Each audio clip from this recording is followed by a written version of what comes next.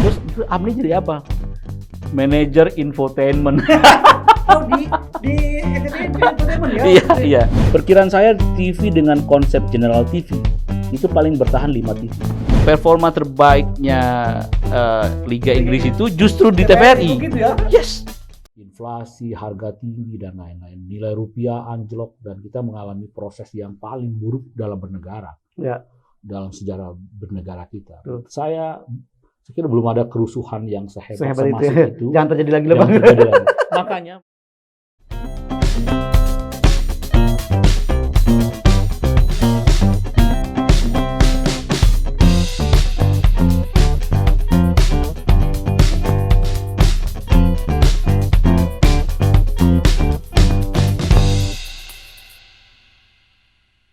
Itu yang membuat Abang kemudian masuk ke fase yang lebih tinggi ininya, apa derajatnya untuk hal durasi TV, audiovisual. Abang setelah melewati 98 masuk ke periode 2000-an, Abang masuk ke level yang middle. ya, Ya kan, Abang masuk ke TV yang established, mungkin Ya. yang mungkin challenge-nya tidak seperti 98, tetapi Abang udah mulai manage waktu itu. ya habis dari STTI saya tuh unik Aji. Itu fase keheranan orang terhadap saya gitu. Karena pada tahun 2004 saya tuh pindah ke RCTI. Oke. Terus Abni jadi apa? Manajer infotainment. Oh, di entertainment ya? Iya, iya. Iya. Iya. Jadi gini, Ji. Saya tuh dikasih kabar sama teman saya Arif Suditomo. Nih, yuk kita gabung ke RCTI. Ya, jadi manajer news. Gitu. Ya, saya wawancara dong sama Pak Sutanto Hartono. Terus Pak Sutanto Hartono bilang, Mas Abni, kita tuh percaya betul bahwa keputusan Pak Haritanu itu keputusan yang kita sepakati bersama. Ya. Artinya kalau sudah wawancara kita semua oke, kalau Pak Hari bilang enggak oke, ya enggak. Kita enggak. Iya. Oke Pak, saya itu profesional, saya apa aja lah saya terima. Jadi saya bertemu dengan Pak Haritanu tuh. Pak Haritanu memang sedang menata RCTI habis-habisan. Dia datangkan banyak profesional baru untuk menata RCTI. Nah saya masuk tuh di itu. Seangkatan saya dari situ Arif Suditomo, Putra Nababan saya. Itu seangkatan ya. Jadi, nah wawancara dengan Haritanu itu kagetnya saya. Ya, saya udah nunggu 3 jam kira-kira. Karena kan dijanjikan Pak Hari sibuk lah. Iya. Tapi ya dapat jatah wawancara itu 5 menit. Nah pertanyaan Pak Hari yang pertama yang saya ingat Bang. Mas Abni, bisa bikin infotainment ya? Kayak disambar petir. Dunia yang nggak pernah digarap. Nggak bersentuhan. Iya. Buat saya infotainment itu apa sih? Iya. Produk jurnalistik apa bukan gitu? Apa itu kontroversi? Iya. Kontroversinya banyak, Pak. Apalagi dari pers kampus kan? Iya, apa gitu? Yang dunia yang dunia gosip, dunia apa? Aduh, gimana cara menjelaskan kepada Pak Hari ya? Saya pikir begini Pak Hari, saya bisa, tetapi kita membuat jurnalis bagaimana infotainment ini lebih bertanggung jawab dan meletakkan tayangan infotainment ini ke ranah jurnalisme. Oke. Kalau jurnalisme itu dia hiburan sesungguhnya. Iya. Pendekatan. Tapi kita harus tahu Ji, wartawan infotainment itu vitalitasnya tinggi banget. Wah, itu energik loh. Vitalitasnya tinggi Nongkrongin artis 2 hari 2 malam gitu. Nah, itu harus investigasi, tapi investigasi artis ya. Iya. Itu kalau dibelokkan dikit jadi tuh barang kan. Betul. Jadi akhirnya saya buatlah acara pertama yang sekarang masih ada di RCTI. Namanya Ghospot. Oke. Itu buatan produk infotainment, ya? yes. Produk infotainment pertama saya di Ghospot. Gosip seputar orang ternama itu artinya. Ghospot itu. Gosip seputar orang ternama. Bukan selebritis. Jadi kita meletakkan bukan selebritis ya. Orang ternama. Jadi kalau nggak ada yang ngerti arti Ghospot ya itu saya jelaskan. Iya, betul. Nah, Pak Hari makin makin melihat bahwa infotainment ini mesti diluruskan ketika kasus Parto. Parto nembak. Iya.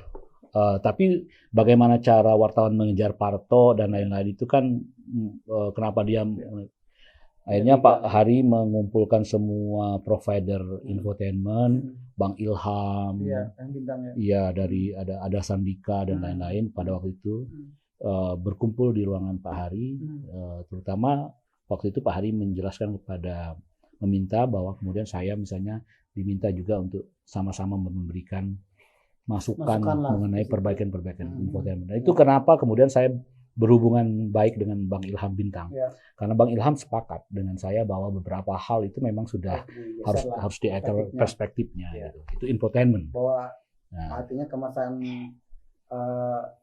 entertainment, hiburan dengan newsnya menjadi masuk. Nah, syukurnya di dalam departemen saya itu juga ada departemen news features. Jadi saya masih ngurusin dokumenter dan lain-lain. Dan dan itu membawa RCTI mendapatkan Palm Gold dari Al Jazeera Dokumenter Festival.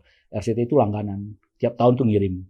Selalu masuk nomini dan nomini yang untuk juara umum itu standar yang paling tinggi di Al Jazeera itu RCTI dapat.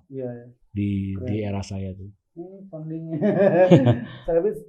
Nah, itu menjadi bekal abang, kemudian sampai juga kemudian lanjut ke fase karir selanjutnya. Ya, Pak Hari, Sun TV, develop Sun TV. Sun TV itu idenya bahwa kelompok bisnis ini punya sistem siaran jaringan. Ya, jadi kita akhirnya membentuk TV-TV lokal. Sayangnya memang Jakarta nggak dapat, sehingga Pak Hari mereduce bisnisnya, melakukan beberapa perubahan terhadap Sun TV. Ya, nah habis dari situ saya diteleponlah seorang sahabat saya namanya Indra Yudhistira. Dia nelponnya gini, Ci. Waktu itu bukan telepon. Abang udah lama lah ya di RCTI ya. Saya juga kaget Indra pindah ke Kompas. Lalu seorang Indra pindah ke Kompas, ngapain ya? Tapi Indra kemudian men-tag saya. Dia bilang, for idealism, I need you. Jadi untuk sebuah hal yang idealisme, gue butuh loh. Nggak tahu. Kemudian saya ditelepon oleh Uncu yang udah duluan dan kawan-kawan yang sudah duluan ke sana. Akhirnya saya ngobrol. Saya minta ngobrol dong, Kompas TV lu mau apain? Gitu. Itu saya ngobrol. Ngobrol panjang lebar sama Indra, sama kawan-kawan dengan Uncu dan lain-lain. Dia bilang ini sebenarnya nih kita sedang membangun visinya Pak Yaakob Utama tentang media visual. Waduh, Yaakob itu kan buat saya sebagai wartawan yang mengidolakan dia sejak menjadi orang di pers kampus, ingin menjadi dia, menjadi kehebatan dia. Waduh, itu respect. Saya bilang rajanya dunia, guru bangsa gitu ya. Seorang yang sangat wise gitu ya, yang kita sama-sama sangat hormati gitu ya. Bertemu dengan beliau, mendengarkan visinya tentang apa. Ini satu kata. Kepada kami semua dia mengatakan bahwa saya membangun Kompas itu sedang membangun peradaban. Media itu sejatinya membangun peradaban. Jadi tampilkanlah Indonesia itu di dalam Kompas TV. Mewakili begitu beragamnya kebinekaan Indonesia ke dalam Kompas. Oleh sebab itu, Haji, Indra memberi tagline Kompas TV itu inspirasi Indonesia. Dan merayakan keberagaman. Kalau ngelihat openingnya Kompas pada waktu dia diluncurkan, aduh saya masih merinding. Itu luar biasa. Dan nah ini menariknya, saya itu sama Indra diberi tanggung jawab memegang departemen dokumenter. Dokumenter itu saya itu diberi keleluasan baik budget orang untuk membuat semacam net geo-nya Indonesia. Dengan keleluasaan merekrut orang pada waktu itu, saya merekrut orang-orang terbaik, ada 15 yang saya rekrut. 15 dokumentaris handal Indonesia yang bekerja di semua TV itu, saya ajak bicara. Ayo kita bangun. Dan itu akhirnya kita membuat begitu. Itu fase di mana saya paling menikmati bekerja di sebuah televisi dengan sebuah idealismenya Pak Yaakob. Ya, acara-acaranya, konten, visualisasinya dapat aduh, Teroka, ada Teroka, ada Jejak Nusantara. Saya bikin yang paling ada 100 hari keliling Indonesia, ya kan? Ada yang cincin api itu Bang. Ekspedisi cincin api, ekspedisi itu sampai memenangkan penghargaan untuk cross platform media, di mana cincin api itu dikeroyok rame-rame antara Kompas cetak, Kompas TV-nya, bahkan ke radio dan online-nya. Itu baru pertama kali. Sampai dijadi ada buku, ada kemudian ada aplikasi dan lain-lain di iPad pada waktu itu ya. Itu keren sekali. Dan inisiatif-inisiatif itulah yang harusnya menjadi, saya selalu menyebutkan inisiatif-inisiatif yang idealis itu haruslah menjadi bagian dari kerja-kerja jurnalistik selain faktor-faktor komersial. Jadi kita nggak bisa memungkiri bahwa pers kita ini pers industri. Ketika bicara tentang industri, kita bicara soal komersialisasi. Tapi kan orang dihadapkan, apakah komersialisasi ini mengikis idealisme? Nah, sesungguhnya idealisme ini bisa menjadi jualan, menjadi jualan bagi proses komersial ini. Ilmunya cuma satu. Fitrah manusia itu mencari kebenaran. Jadi di situ ada market sebenarnya. Market orang-orang yang mencari proses idealisme dan kebenaran itu. Jadi dia ingin tahu cari. Contoh di tengah banyak konten media sosial pada saat ini. Apa sih yang kita rindukan? Saya belum akan mempercayai konten sosial media sebelum saya membaca media mainstream. Itu kan literasi ya. Media literasi yang harus kita pahami. Kenapa? Ada perbedaannya. Perbedaan sosial media dengan media mainstream ada satu aja.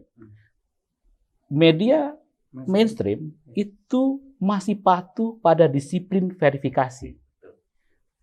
Dia masih ngecek ini benar enggak. Dia coba ada screening, dia coba, dia konfirmasi, dia ini. Kalau media sosial tidak ada. Enggak ada. Aji itu ada kerusuhan, suami istri ribut lah. Lu bisa bikin itu kerusuhan dengan teks, dengan hal-hal yang provokatif, dan yang lalu menjadi framing orang per orang untuk yang lain, menjatuhkan yang lain. Itu terjadi. Nah, makanya dalam konteks teori aja, media massa saja bukan realitas sesungguhnya. Kononlah pula sosial media. Jadi ini tantangannya Bang Niko. Tantangan kemudian Republik ini ya untuk menghadapi itu. Nah, masuk ke tantangan industri digital atau industri audiovisual di era digital saat ini. Nah, Abang di Kompas TV, ya kan, setelah Kompas TV bernama Malaysia ya. Abang sebagai senior konsultan itu. Tentu saja karena rangkaian track record yang panjang itu, kemudian Abang diberikan kepercayaan di Malaysia 2 tahun. Di sana hampir 2 tahun ya? Lebih hampir 3 tahun lah. Nah, ya, itu waktu itu masih konvensional Bang TV-nya kan? Iya. Masih, artinya belum migrasi ke digital. Nah, apa perbedaannya waktu itu dengan antara Malaysia dari culture, dari konten antara Malaysia dan Indonesia? Landscape-nya Malaysia itu berbeda sangat. Kalau kita bicara dengan konteks pers, kita lebih maju duluan dong. Karena kita lebih menikmati kebebasan pers, terutama 98. Setelah 98 itu kita udah nikmatin kebebasan pers. Malaysia memang punya media-media juga, tapi kalau kita lihat landscape media Malaysia itu kan semuanya itu sama kayak kita tahun berapa 50-an itu buat medianya partai, medianya penguasa. ada media-media arus bawah pada waktu itu sama kayak kita ada Malaysia Kini yang underground. Itu orang mendapatkan. Kalau media yang lain-lain itu kan selalu bahasanya sama dengan bahasa penguasa. Termasuk kalau bernama ya karena mereka memang kantor berita negara, ya tentu saja berita negara mereka yang harus. Tapi tantangan buat saya di Malaysia di bernama adalah merebranding bernama TV. Itu kita lakukan supaya bernama secara tampilan, on air look dan lain-lain bisa. Saya berada di sana pas ketika Malaysia bermigrasi siaran digital ke digital, full digital. Sehingga saya memiliki pengalaman bagaimana Malaysia menyiapkan migrasi itu. Mileage itulah yang membuat saya menjadi anggota juga di Kominfo sebagai tim gugus tugas sosialisasi publik. Nelson Abang yang banyak itu masuk ke tim untuk migrasi ke ASO lah, analysis of ini. Nah, sebelum masuk ke sana juga Abang juga di TVRI. TVRI dulu. TVRI yang setelah dari Malaysia ke TVRI. Itu dari Barnama ke TVRI.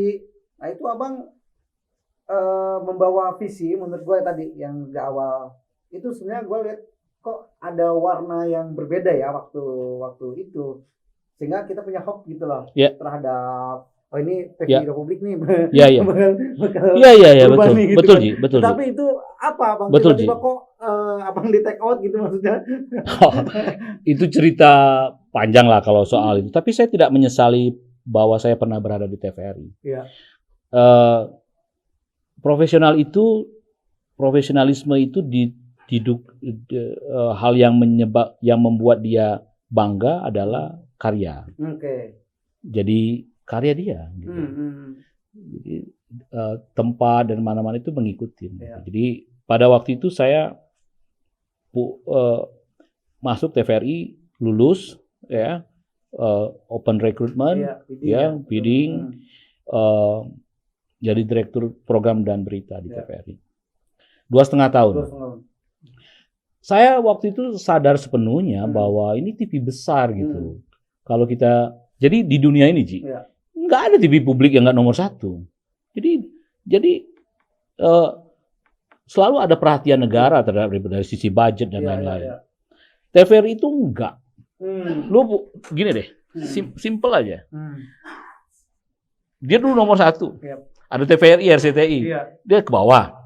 Ada TV lagi dia ke bawah. Ada TV lagi dia ke bawah. Kalau ada 15 TV, dia 16. Dia ke bawah terus. Sekarang ada contohnya yang sekarang ada Moji TV gitu ya. Dia di urutan TV-TV baru selalu di atas dia. Karena itu kan kenapa terjadi gitu. Itu kan pertanyaan. Apa yang salah dari lo? Iya kan? Memang budgetnya TVRI itu tidak besar. Tapi kan tidak punya kewajiban untuk komersil juga. Betul. Artinya gaji karyawan kan udah dibiayai negara.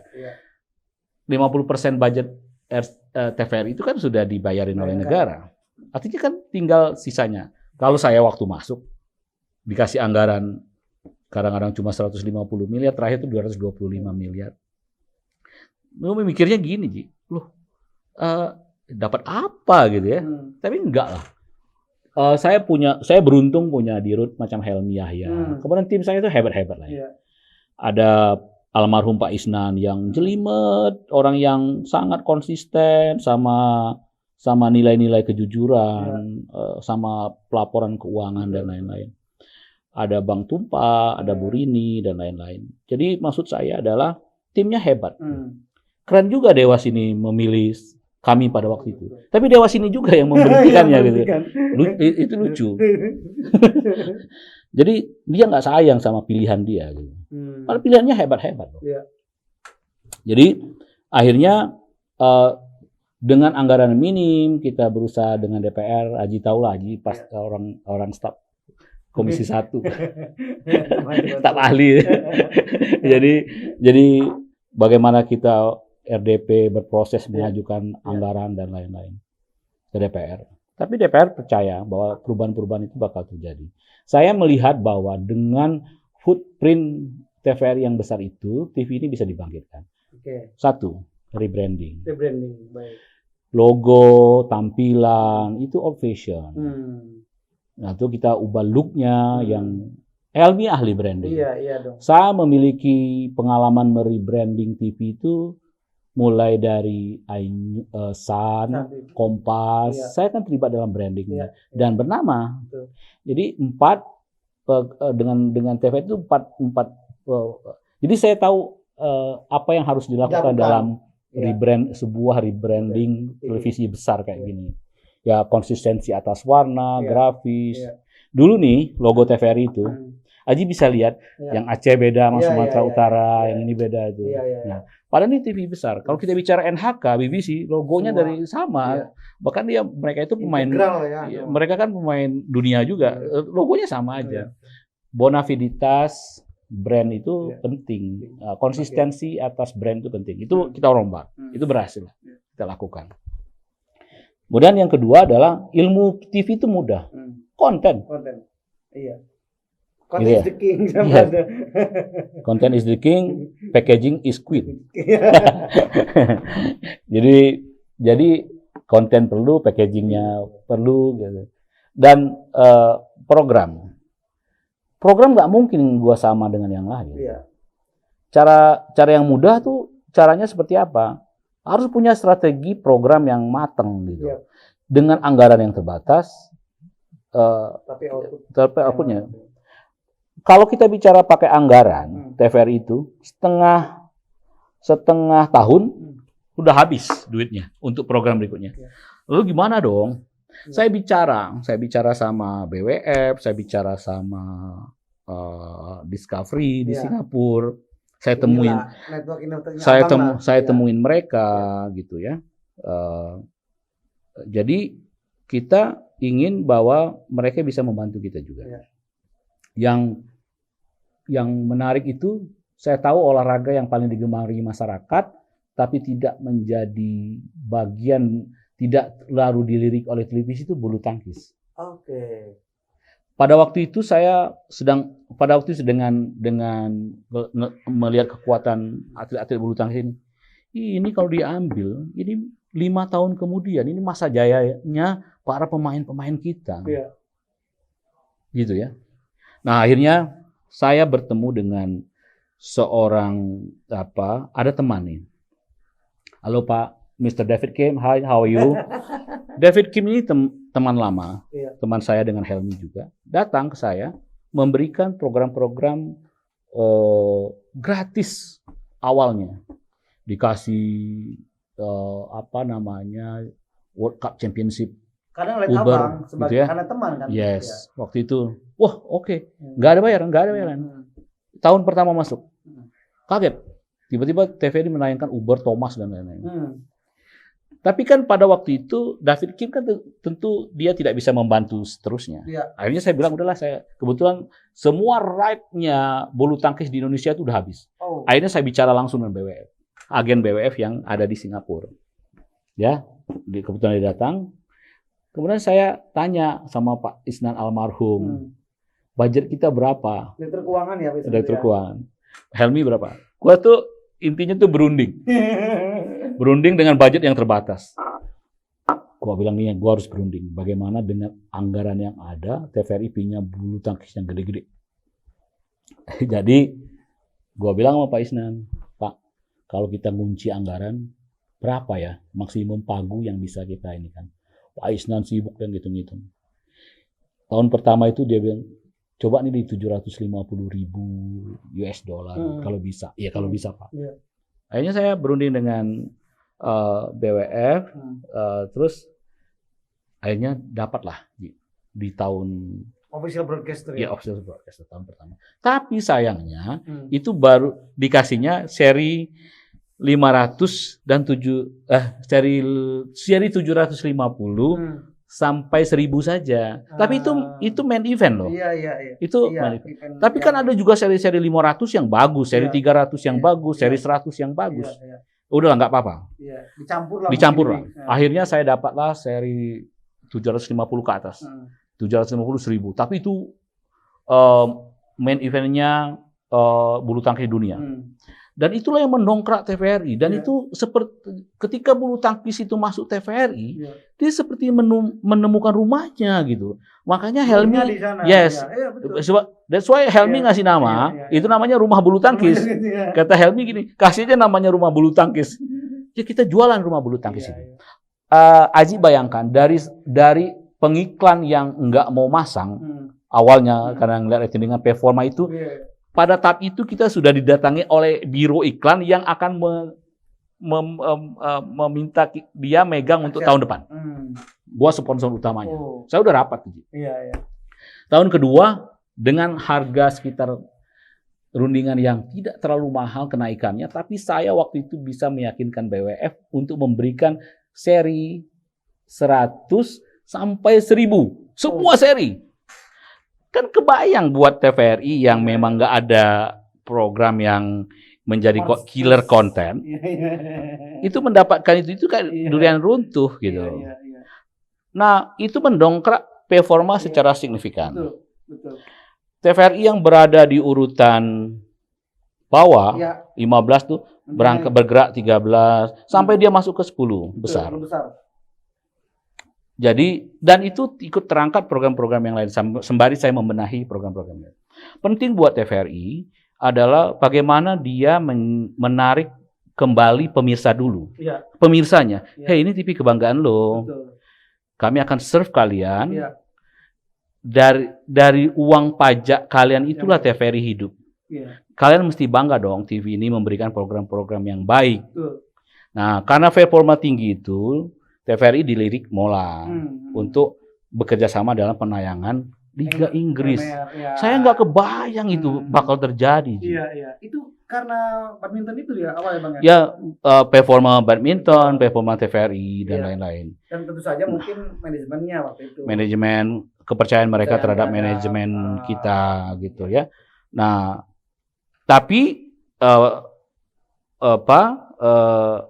Liga Inggris itu pula yang menjadi cara untuk memecat saya dengan Helmi gitu, dengan berbagai alasan gitu ya, yang nggak masuk akal banget gitu ya.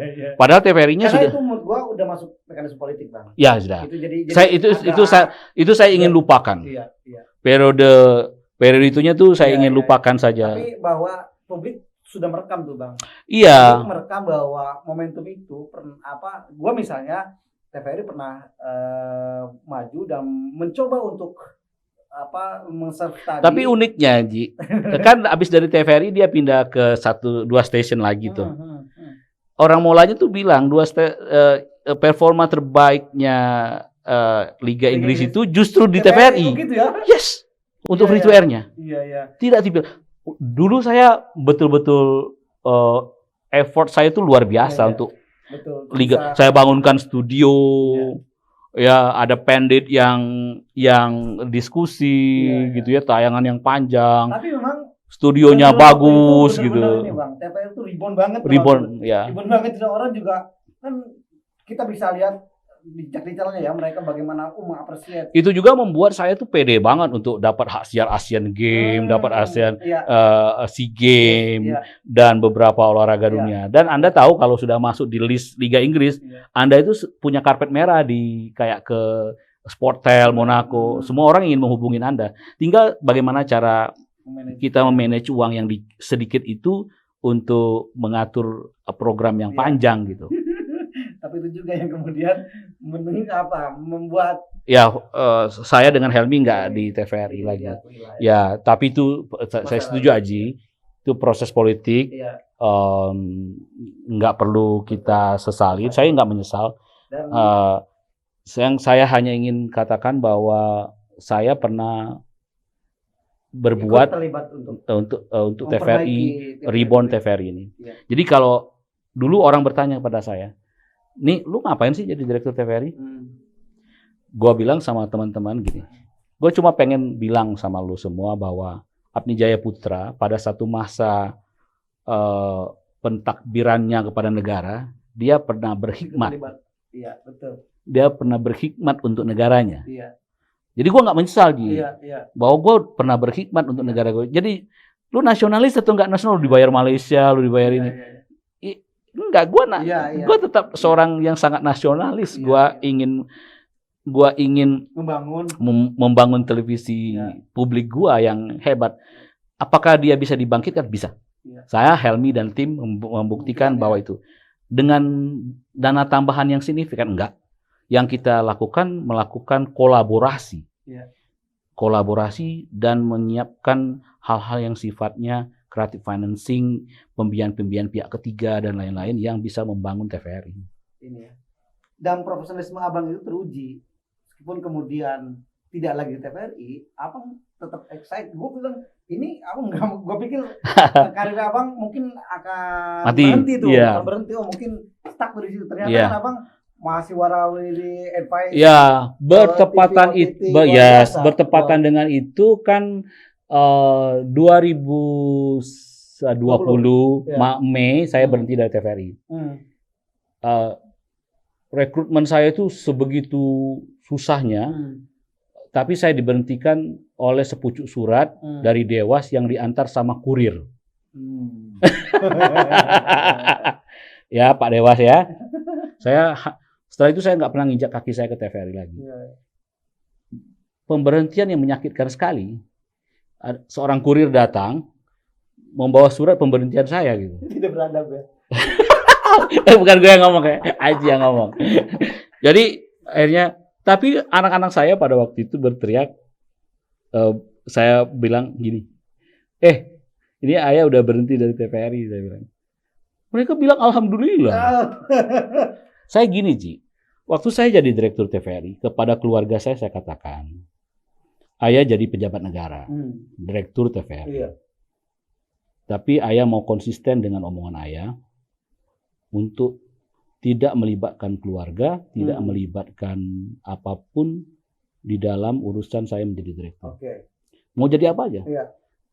Boleh dicek, tidak ada hubungan langsung siapapun orang yang menjadi adik saya, saudara saya di TVRI selama saya jadi. Ada familia lah maksud itu lah. Saya bilang begini sama keluarga saya. Kalau lo butuh kerja sama gua, jangan di TVRI. Gua carikan tempat kerja yang lain. TVRI itu tempat gua ngabdi. Gua nggak mau ada konflik of interest gua dengan hal-hal yang sifatnya keluarga, KKN dan lain-lain. Itu gua konsisten. Kedua, TVRI itu tempat ngabdi, bukan mencari kekayaan. Gajinya kecil. Gaji di TVRI itu adalah gaji terkecil saya dalam karir saya di dunia broadcast. Ya.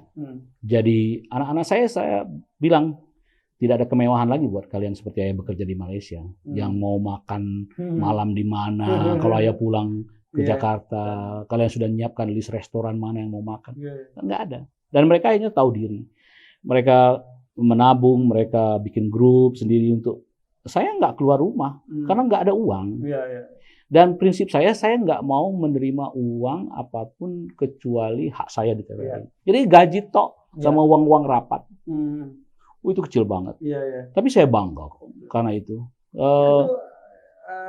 Patriot call itu. Iya. Jadi itu country call. This is country call.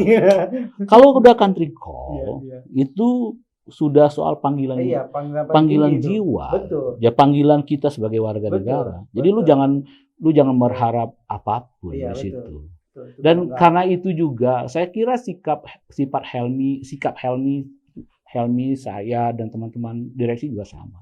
Bahwa itu memang panggilan tugas negara. Sehingga memang kita merawat itu betul bahwa jangan main-main sama korupsi, jangan main-main sama ini dan itu dan lain-lain gitu. Nggak ada.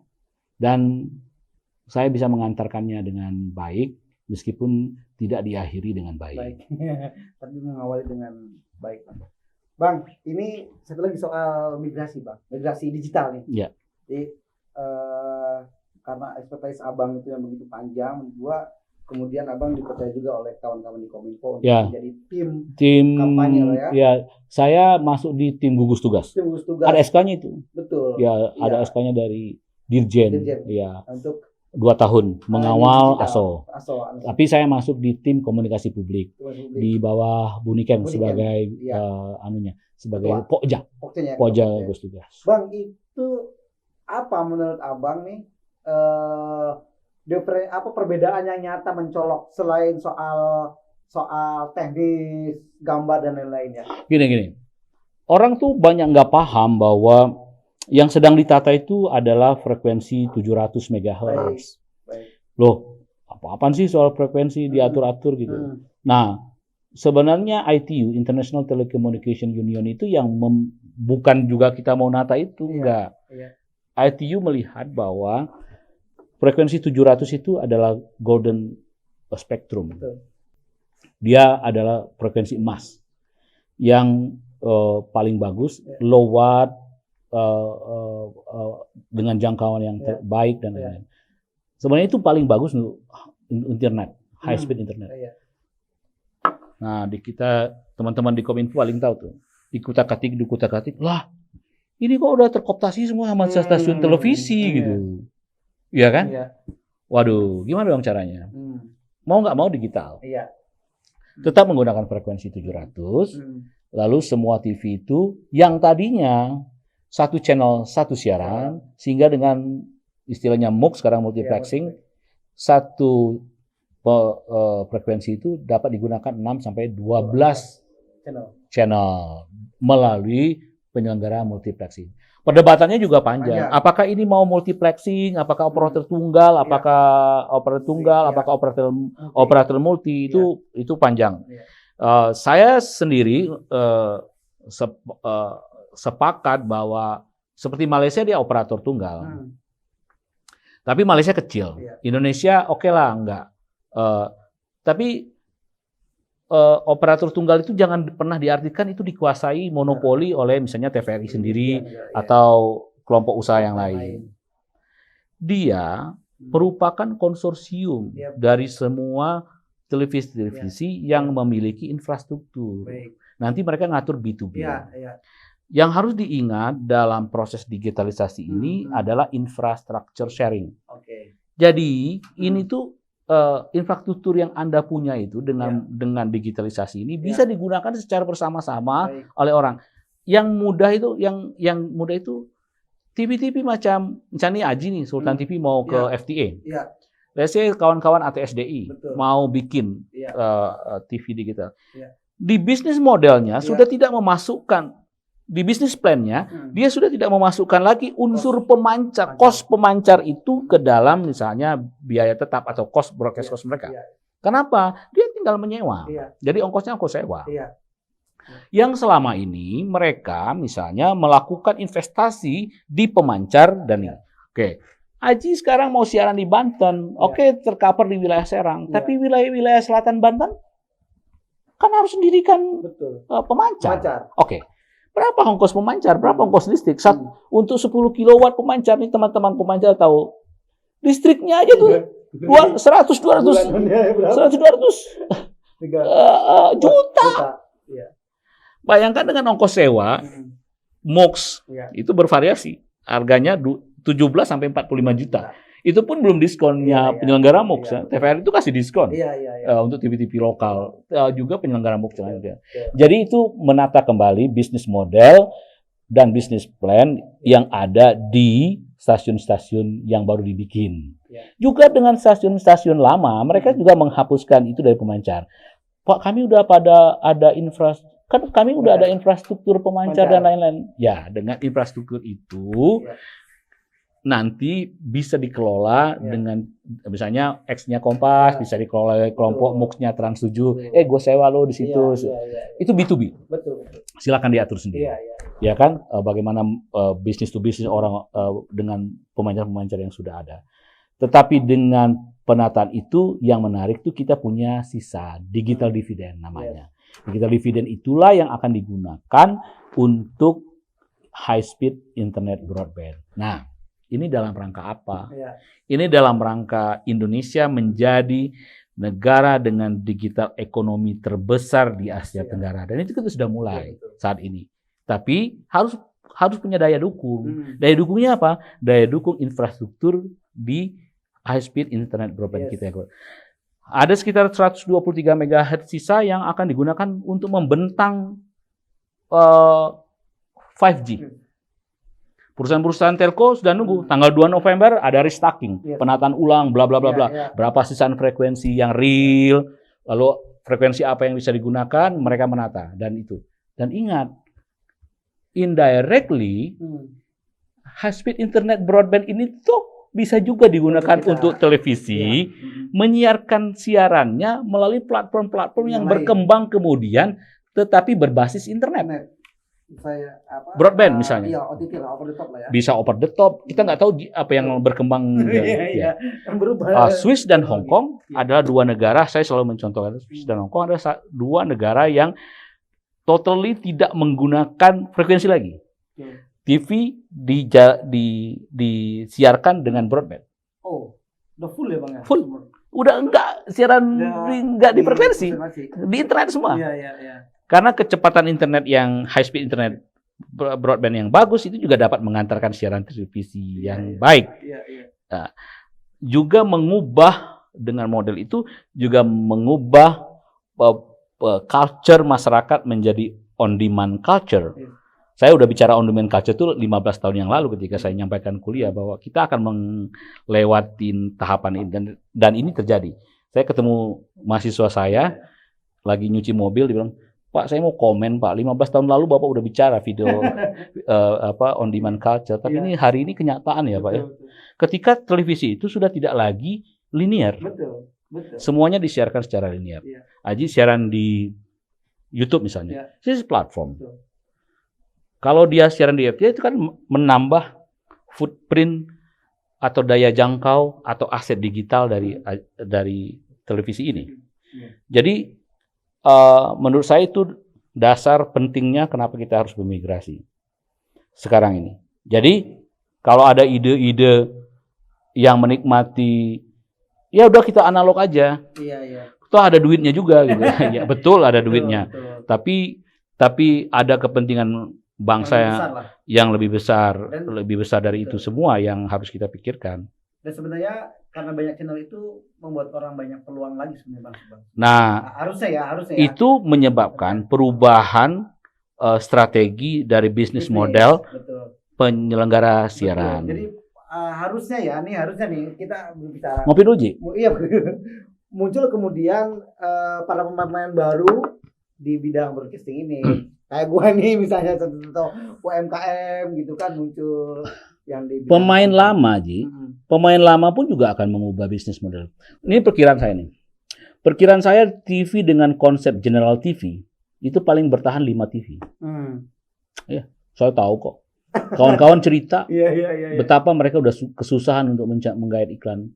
Caranya apa? Dengan membuat segmentasi siaran. Betul. Jadi selain ada 5 general TV, berikutnya mereka berubah. Ada yang TV news, ada yang TV belanja, ada yang TV kesehatan, ada yang TV apa. Segmented banget ya. Sangat segmented. Dan itu akan terjadi. Begitu dia sudah segmented sekali, ketika perpindahan ke broadband, itu akan lebih mudah untuk menjadi mereka ke non-linear TV. Jadi secara bisnis model juga berubah. Dulu stasiun TV memainkan dua bisnis sekaligus sebenarnya. Di bisnis produksinya, di bisnis infrastrukturnya gitu loh. Nah sekarang tuh ngapain main di infrastrukturnya? Kita bisa sewa yang infrastruktur sharing tadi. Kita fokus di konten. Tapi bagi TV-TV baru juga dia bisa saya mendorong kawan-kawan ATSDI, kawan-kawan TV lokal.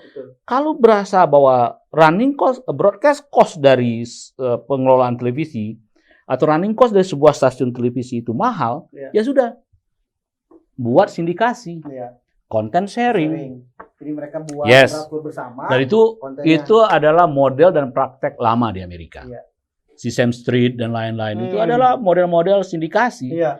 Beberapa TV lokal bermufakat. Oke, gua biayain sinetron A. Gua 50% yang biayai. Oke, gua yang tayang pertama. Tayang kedua lo. Karena lo patungannya cuma 5.000 perak. Untuk apa jor-joran membiayai sesuatu program? Karena cuma adu gengsi doang. Tetapi kan secara bisnis itu nggak menguntungkan. Lebih baik dengan model seperti itu. Kalau mereka tidak berpikir seperti ini, televisi yang akan datang yang paling bisa bertahan di Indonesia dengan puluhan. Sekarang ada 50 channel, Ji, loh. Tapi buat saya 50 channel ini euforia. Ya, Nanti setelah proses alam, inilah ya. ya dia paling Screening lah nanti banyak yang 10 TV yang bertahan. Karena dia akan menanggung ongkos produksi running cost-nya yang mahal. Lalu tantangannya bagaimana membuat ini efisien. Iya. Lu lakukan proses efisiensi itu dong. Caranya gimana? Apakah dengan sindikasi, networking, dan lain-lain. Nah, kalau dia tidak membuat segmentasi dan ini satu kuncinya beradaptasi dengan teknologi terbaru, dengan cara pandang pemikir yang baru, lu bisa jalan. Tapi kalau lu tidak mau beradaptasi terhadap perubahan, lu mati. Change or die. Ya, simpel aja kok modelnya. Sepakat, Bang. Nah, jadi ini challenging. Siap. Setelah ini saya akan melihat bahwa secara umum setelah digital ini OTT akan menemukan tempatnya karena tersedianya internet high speed broadband yang memadai untuk penetrasi OTT. Nah, OTT ini saya secara khusus memang ingin melihat jangan juga kita ini jadi market lagi. Saya dengar ada beberapa OTT lokal yang sudah jadi market leader dan itu kabar bagus. Betul. Itu kabar bagus. Ada 2 atau 3 yang produk Indonesia yang sudah expand, ada yang juga sedang menata di dalam. Tapi bahwa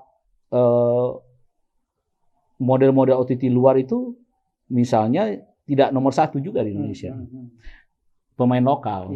Nah, itu membuktikan bahwa kita bisa berkompetisi. Iya, kita bisa berkompetisi. Itu kabar baik. Betul. Jadi itu harus dilakukan, dikembangkan terus. Setelah penataan ini tersedianya high speed internet, juga grup-grup usaha bisnis TV ini juga akan berpindah kok. Migrasi juga ke OTT. Percaya deh. OTT itu adalah TV masa depan. Ya. Kita juga nggak tahu akan berkembang. Napas aja sebenarnya. Ya, butuh napas aja. Tapi sekali lagi jadi platform itu selalu berubah. Yang tidak berubah apa sih? Konten. Lu produksi aja konten. Kenapa Disney? Jadi gini, Netflix itu kan masuknya duluan. Disney nggak mau main OTT. Ya? Iya, betul. Yang menjadi pionir Netflix. Cerita. Tapi aset kontennya di Disney. Iya. Iya, Disney lebih pintar dia. Loh, saya ceritakan ada OTT yang mati. Gara-gara dulu dia stop kontennya karena dia berpikir gue mau bikin sendiri. Ya ada lebih kan.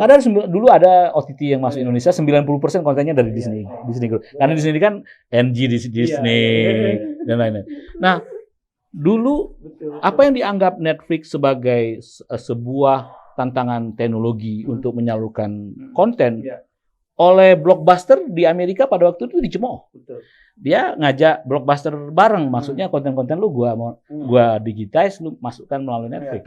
Tapi kata Blockbusternya, udah lu bikin aja penyewaannya di Netflix di Blockbuster. Tapi Netflix membalikkan keadaan ketika Blockbuster pun sekarang menggunakan Netflix untuk menyiarkan konten-konten dia. Dan ketika Disney Plus Disney membuat OTT, disusul sebelumnya ada HBO Go dan lain-lain, lalu kelompok Amazon ada Prime Video dan lain-lain, itu menunjukkan bahwa bisnis ini seksi, sehingga mereka kayak Disney itu mudah banget. Konten gua punya, gua tinggal menyiapkan platform. Platformnya sekarang yang berkembang OTT, jalan. Sehingga Disney dengan cepat menyalip di beberapa negara keunggulan dia terhadap Netflix. Karena aset kontennya memang Netflix sekarang mengalami penurunan yang luar biasa karena pada bisnis model.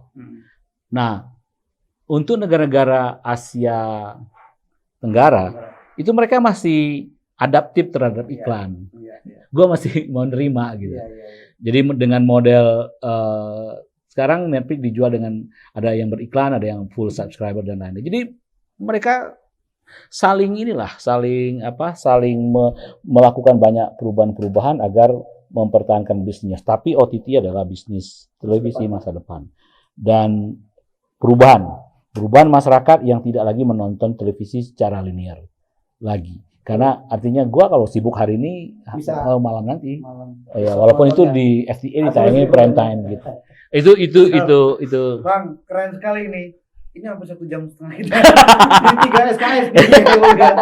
Jadi 3 SKS ini kawan-kawan jurnalistik TV nih yang belajar podcast TV harus ini. Iya. Ini Kuliah umum. Kuliah umum banget. Bang, terima kasih banyak udah. Sama-sama Ji, senang ngelihat perubahan-perubahan Sultan TV ya. Enggak lah. Ini belum ada apa-apanya, kita belajar, Bang. Makanya Abang harus nyuntik-nyuntik kita nih Oh, anak iya. muda. Iya. Makasih banyak, Bang. Kopinya nih Ya. udah mau habis nih. Saya udah habis. Saya Refill lagi, Ri. Makasih ya, teman-teman. ya sampai ketemu. Mudah-mudahan kita bisa ketemu lagi.